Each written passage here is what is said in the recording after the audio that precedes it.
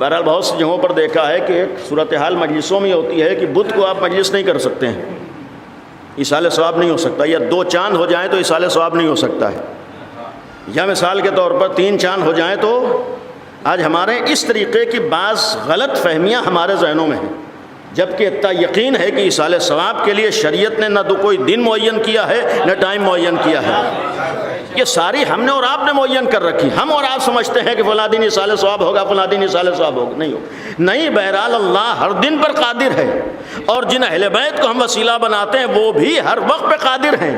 لہذا جب بھی ایصال ثواب ہو، ثواب پہنچتا ہے۔ یہ ہم اور آپ اپنے ذہنوں میں سوچتے ہیں کہ فلاں دن ایصال ثواب نہیں ہو سکتا، ہرگز ایسا کوئی شریعت اہل بیت میں قانون نہیں ہے۔ لیکن اگر اس طریقے کی رسموں کے آج ہم پابند ہیں، شادیوں میں کتنی بے جا رسمیں آج ہمارے یہاں ہیں،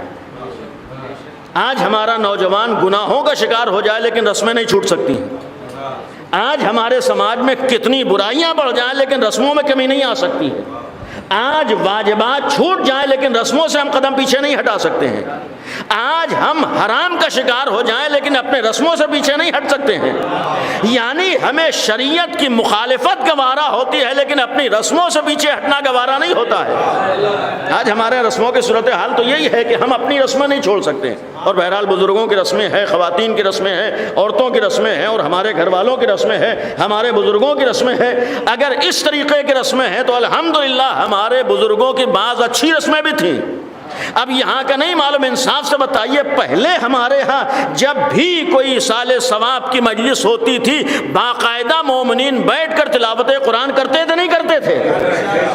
پہلے ہمارے ہاں قرآن پڑھا جاتا تھا نہیں پڑھا جاتا تھا؟ آج کتنی جگہوں پر مجلس سے پہلے تلاوت قرآن ہوتی ہے، آج کتنی جگہوں پر لوگ بیٹھ کر قرآن پڑھتے ہیں، آ کر 1 گھنٹہ نہیں 2 گھنٹہ ہمیں بات کرنا گوارا ہوتا ہے لیکن 10 منٹ بیٹھ کے قرآن پڑھنا گوارا نہیں ہوتا ہے۔ آج ہم گھنٹوں ادھر ادھر کی باتیں تو کر سکتے ہیں لیکن 5 منٹ قرآن نہیں پڑھ سکتے ہیں۔ آج ہر چیز کے لیے وقت ہے، قرآن کے لیے وقت نہیں ہے۔